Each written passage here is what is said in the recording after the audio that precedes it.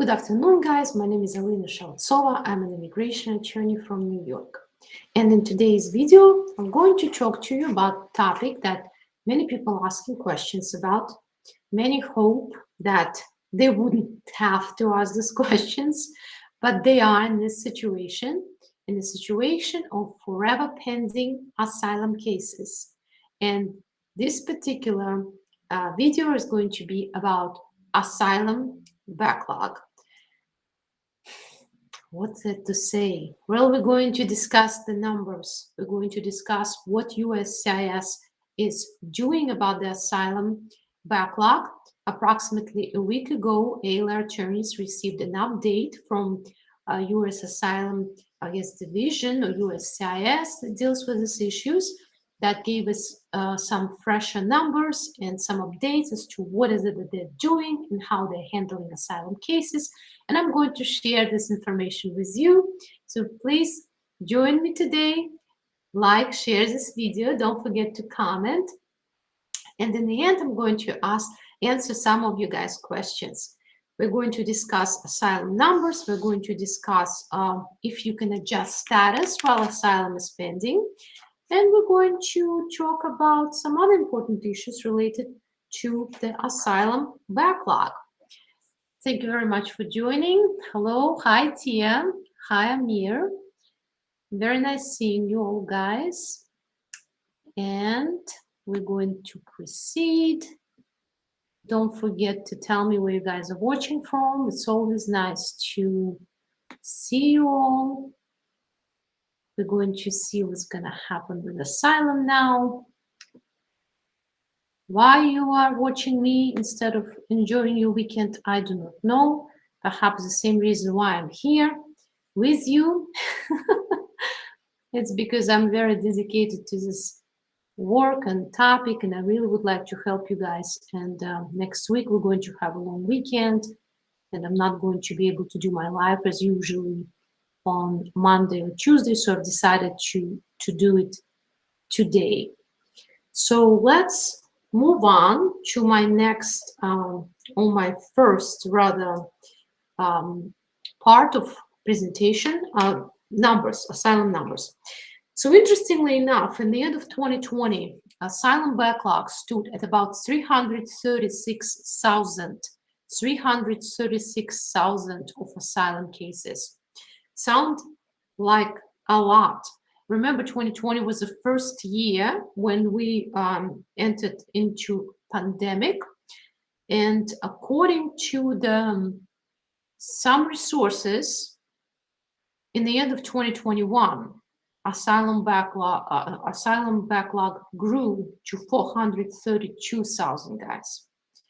So it was not reducing, and it hasn't been reducing. It has been growing. Consider this, from 2016 through 2019, new cases filed by asylum seekers were above 200,000 each of those years. All right? This is a lot. This is crazy, right? Over 200,000 cases were filed each year.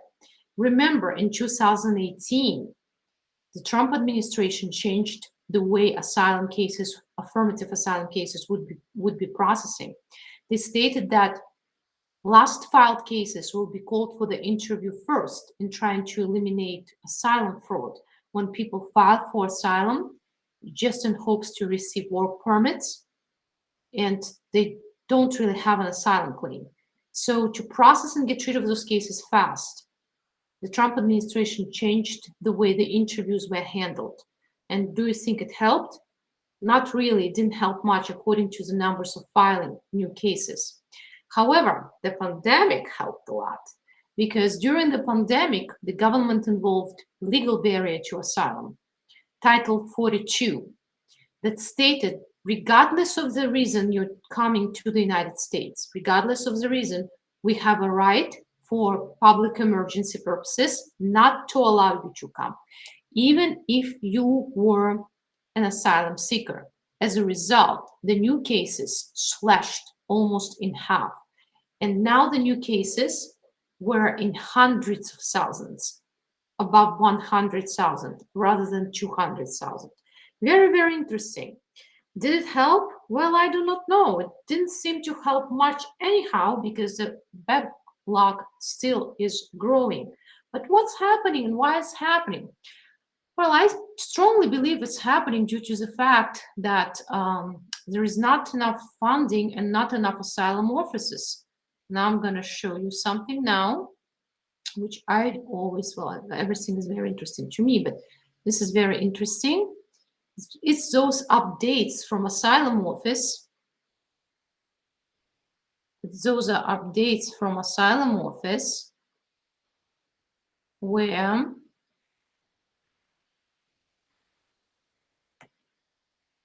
updates from asylum office where we can see that the numbers are creeping up despite of the fact that for 2022 asylum or USCIS asylum division received $345 million in funding and $250 million in funding was already received physically by them.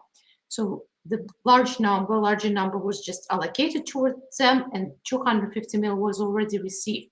And interestingly enough, what's going on is that currently, don't fall from your chair, there are only 678 asylum offices facing over 400,000 cases. I did some calculation here, and it seems to me, if we take that in a year, there are about 250 working days. 672 asylum officers are going to be working non-stop for about 2.5 years to try to resolve just these pending cases. The good news is that about 125 new officers are going to join them soon, and total number of asylum officers in the entire United States is going to be close to 1,000, about 950 positions. But it's still not enough if you think about how many cases are pending. Taking into consideration some new changes that are coming in, where new people who are claiming asylum at the border are going to be solely relying not on courts anymore, but on asylum offices, I think we are going to see that backlog grow and grow. That would be my prediction. Another concern is that even if you do receive an interview, you have your interview, you still have to wait for the decision. For some of you, a very long time. Some people complained over a year. Towards asylum office responded in these new updates that they're aiming to process 70% of the interviewed cases within 20 days, they issue decision. But 30% may get stuck in a backlog after the backlog. Very interesting, right? So this is what's going on. Crazy numbers of asylum cases and far beyond, not enough asylum officers. Consider also this. So where this case is coming from, right? Like you sit in America probably because that's where my majority of my viewers are. And you're like, where this case is coming from? Well, I'm going to show you where those cases are coming from. It's also very, very interesting that those cases will be from, let me see. You probably cannot hear me now. Those cases will be from Venezuela, China, two top countries, Guatemala, El Salvador. Almost all of them, apart from China, will be from countries close to the United States. Very interesting, right? So it wouldn't be Russia and Ukraine. Some people are very concerned that Ukrainian refugees are going to flood the United States. Nah, it's not that. Not that at all. Very, very interesting. So if I had to predict as to how long one would have to wait for their asylum interview, I would say, judging by these numbers and growing backlog, it would be, depending on, of course, when you filed your case, if you filed closer to 2018, right before the change of the procedure, you probably will have to wait for your case to be called for another at least a year, year and a half, 2 years. I know that some cases from early 2017 are being called, some cases from 2016, and I just met some people who filed their cases in late 2015, and they were not called for the interview. How is it happening? Don't know, guys. But that's what's going on. The backlog is growing, not enough offices, even though asylum updates that we received did say that the newly hired offices, about 150 positions, are going to be working only on backlog cases. But still, 150 people versus hundreds of thousand cases, we're looking for at least a year and a half, 2 years, non-stop work, provided that your case is not going to get stuck in a backlog after backlog. That's also very, very important. So the numbers are not so happy numbers as we see so far. The good news is that, yes, the asylum division is expanding a little bit, but what you have to do, what are you going to do during this time? Can you fix the situation somehow if you're one of those persons who's stuck in this backlog? And here I'm going to talk about two very important cases. It's matter of Alcaraz and matter of Ogan. I'm going to talk to you about potential benefits that you may receive when you are just an asylum seeker. So first of all, of course, you can enjoy an employment authorization, for that currently is being issued for 2 years, and you can have those automatic extensions of it when you file to renew before the expiration of your current employment authorization. That's very important, right? You, again, may be aware that those renewals that are pending as of May 4th received additional 360 days of an extension automatically. But USCIS actually proposed a rule that all employment authorizations that can be renewed automatically will enjoy 540 days of extension after the case for renewal is filed. That's very important, not the law yet. Currently, it was just one-time renewal for pending cases, but perhaps it will be the new norm. You can apply for advanced parole and receive an authorization to travel overseas if you have a very good reason for it. It's important to know that this is available to someone who is in affirmative asylum backlog, not in court, but in affirmative asylum backlog. If you are here for forever at this point, or more than 10 years, and you have qualifying relatives, when you go to court, if you are referred to court, and if you fail your asylum interview, you may file for cancellation of removal for certain non-permanent residents. So sometimes waiting for way too long may not be such a horrible thing that happens to you. And now the most interesting thing I'm going to talk to you about, whether somehow else you can potentially adjust your status or receive a green card in the United States, not just by filing and waiting forever for your asylum. Well, many people asked, and now I'm replying. I have replied to this question before, now I'm going to repeat myself again. There is a Board of Immigration Appeals decision, matter of Alcaraz, that says that a person who was initially in lawful non-immigrant status entered the country on a visa of some sort. And then, while the person was still in lawful non-immigrant status, filed for asylum and got stuck in a backlog.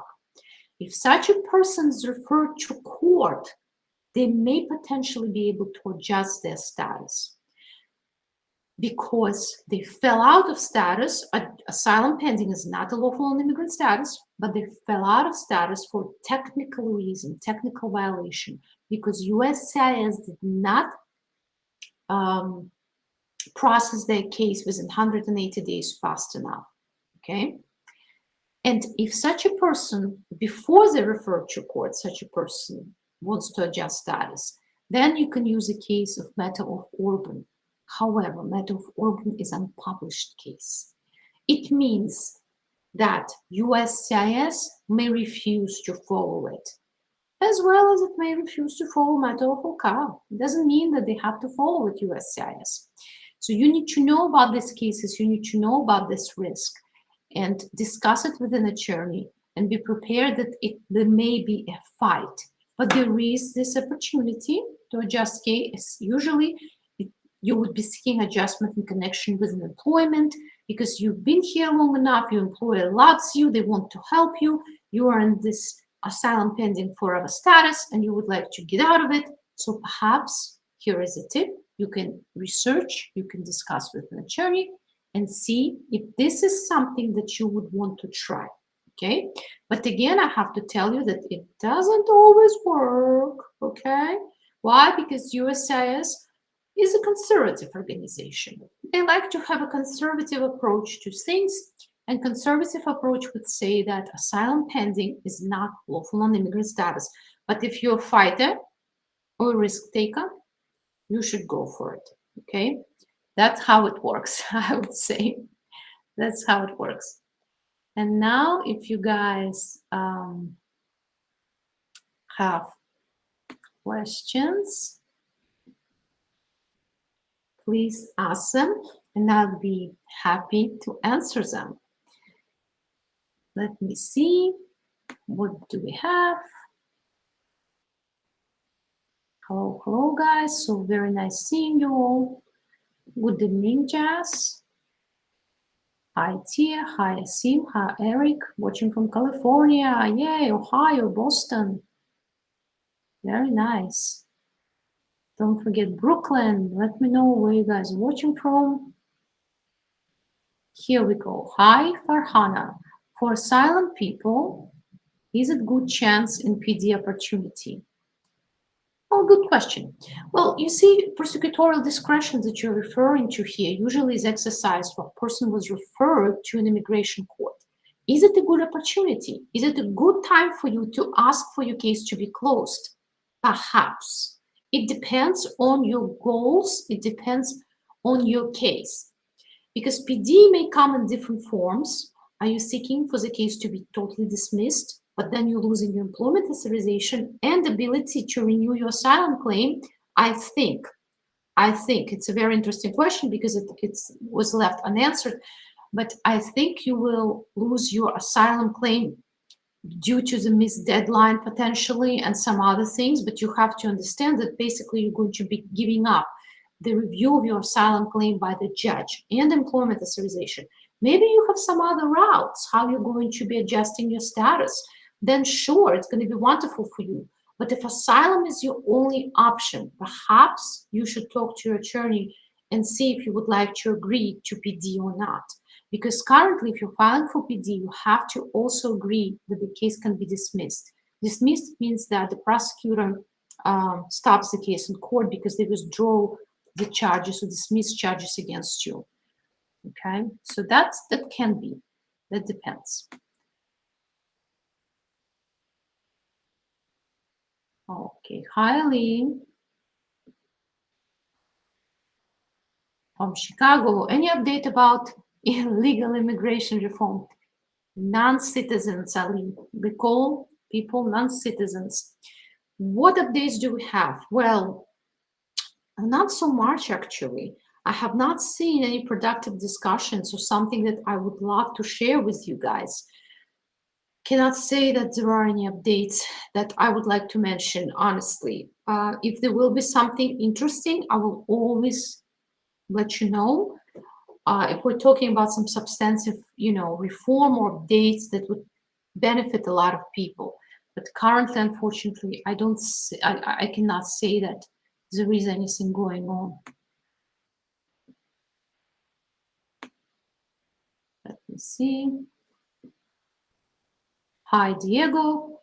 Is there any news about the 3 and 10-year bar? You are welcome, Diego. Well, not really. Apart from the fact that long time ago, the Biden administration stated that they would love to eliminate them, I didn't see any news that the 3 and 10-year bar, those bars that Russian-speaking people call it like a bone in the throat, you know, it's like prevents you from breathing, in your way of legal status are going to be eliminated. 3 and 10-year bar applies to someone who overstayed their status in the United States or accumulated unlawful presence in the United States. I'm just going to refresh your knowledge here. If you know this already, it's not interesting for you, but maybe if you don't, it can be helpful. Some people in the United States, amazingly, do not accumulate unlawful presence time. Who are those people? Children under 18. If you're under 18 years old, you would not accumulate unlawful presence time. Consider this. You were a child when you came to the United States with your parents. Before you turned 18, you received DACA, Deferred Action for Childhood Arrivals. You never, as long as you maintain DACA, started accumulating unlawful presence time.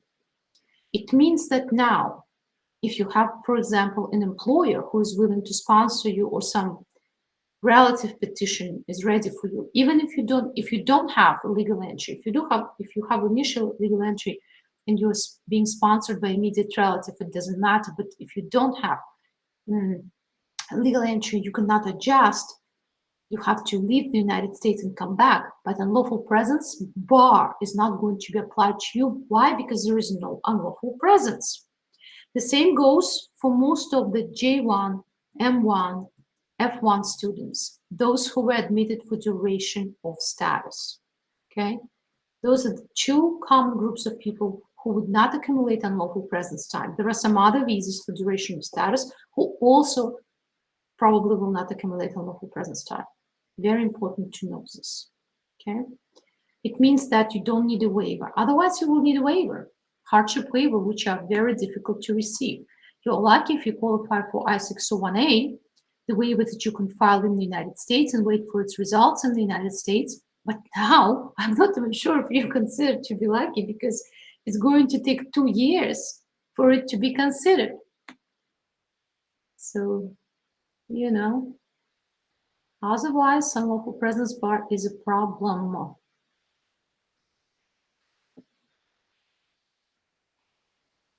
Hi, Nanya. Immigrant visa applicant from Russia waiting for interview at Warsaw, Poland. Can you please say something about this? What can I say about this? This can be a tough situation. Apart from having a good reason and try to expedite your interview, I don't think there will be any effective solution here. Okay? So it's only if you have good reason and you can file that inquiry to expedite your case, then perhaps the situation is going to be better. Yes. Hi, Livan. Does premium processing works for pending asylum filed before 2018? As you mentioned in previous video, it should have worked. Never mentioned that premium processing is going to work for asylum cases. No! What we talked about in the previous video, that premium processing should work for, currently is implemented for new categories of employment cases, guys. EB13, multinational manager or executive, and national interest waiver, EB2, national interest waiver. Asylum cases, guys, or family-based cases, never been subject to premium processing. Maybe I stated I wish they were, right? But no, they were never designated for premium processing. And I don't think they will, unless something is going to change. If you recall, there was a proposal that for a fee, you're going to be able to expedite your line if you're in a family or employment-based preference line of cases. Unfortunately, that was just a proposal, and nothing really fruitful came out of it. Yeah, I wish something changed. For asylum cases, many of you are asking what to do if my case stuck, right? The only thing that you can do, guys, is to ask to expedite your case if you have a good reason for it. But remember, even if your request to expedite is granted, it does not mean your case will be granted. Are you ready for that referral to court? Perhaps you're waiting for those 10 years to accumulate and you do not want to be referred to court, because once you are, your 10 years that you need in the United States to file for cancellation removal may be legally stopped by service of notice to appear on you, because service of notice to appear that contains date and time of your court proceedings will stop accumulation of 10 years necessary for you to apply for cancellation removal. Perhaps you're waiting for your spouse to become a permanent resident or your child to turn 21.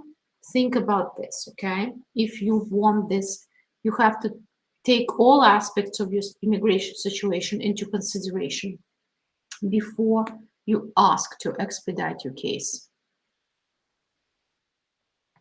Hi, Tia. NBC said they received all my docs to schedule interview, but my I-601A is not yet approved. Yes, you have to wait for I-601A approval. Usually, NBC will freeze your case until, because they receive a notice that you filed I-601A waiver. You should discuss this with your attorney, really. This should have been explained to you before. You know, your case is kind of frozen.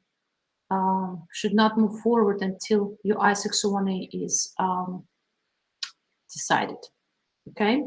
So a different way to handle the situation would have been to wait for I-601A to be decided and then upload your documents. Why? Because most likely they're going to expire, right? Some of them at least. They have to. 2 years processing time, that's a lot. Hi, Arby, I just answered your question regarding how to expedite your case.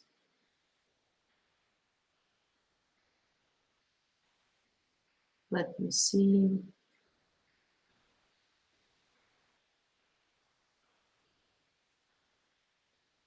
And if you guys want your question to be popping up faster so I can see faster, you can always, you're welcome to use those super chats. If you're watching me on YouTube, I'll be very happy to pick your question because we have a lot of questions. Let me see. Hi, Kojo. Can my wife apply for E2 visa or L visa while my asylum case is pending? My wife is in my home country now. Why wouldn't she be able to? Sure, she can apply if she has an employer, right, that she needs, or some investment project. She fills out all the paperwork. Those visas are, well, E visa is non-immigrant visa, right? L1, 2 is kind of sort of, but she may have a chance, you know, she may have a chance. But E is a non-immigrant visa if we're referring to the E visa investment, right? For those who are filing for investment. It's not EB5, right? It's an E visa for a non-immigrant investment visa. I mean, she can try. Listen, you can always try. Just because you overstayed your visa or something else, doesn't mean that wife is going to receive 100% denial. In theory, the government should look at every case without prejudice, all right? So especially if she's filing for work-related or investment-related visas, I'd say that she should definitely try.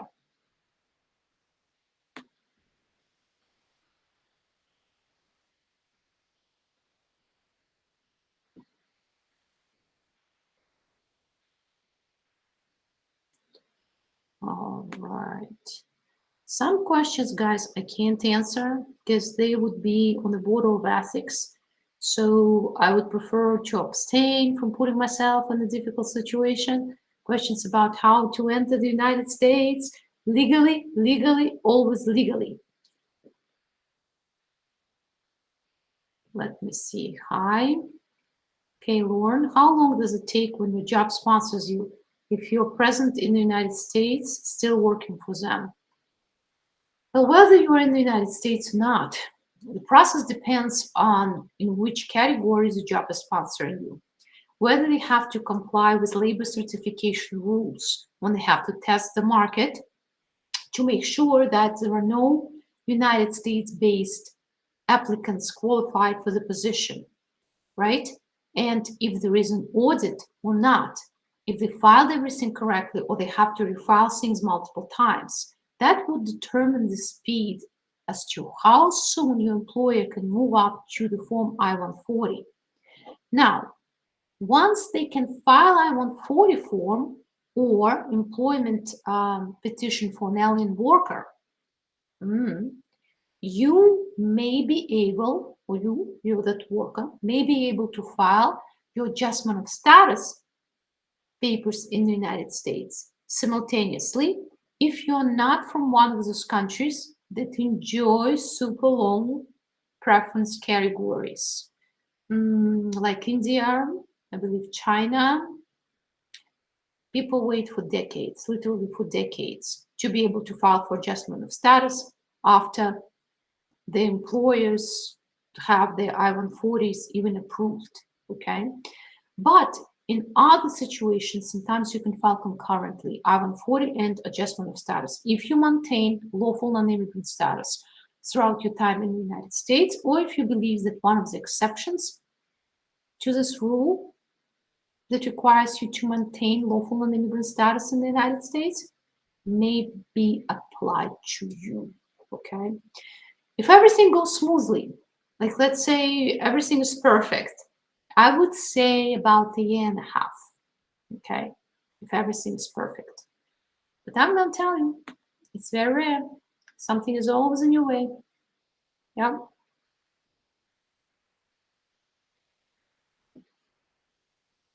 Well, guys, thank you very much for your questions. It was very nice seeing you all today. I hope you're going to enjoy the long weekend. I hope you're going to have time to work on your asylum cases, adjustment cases, waiver cases. Not only lawyers have to work on cases, clients do too, collecting documents, contacting witnesses, because if you'd like to win your case, we both have to work very hard. Remember that always. It was a pleasure to see you all. I hope that you are going to like, share this video. You're going to sign up for my YouTube channel or Facebook, wherever you are watching me at, and I hope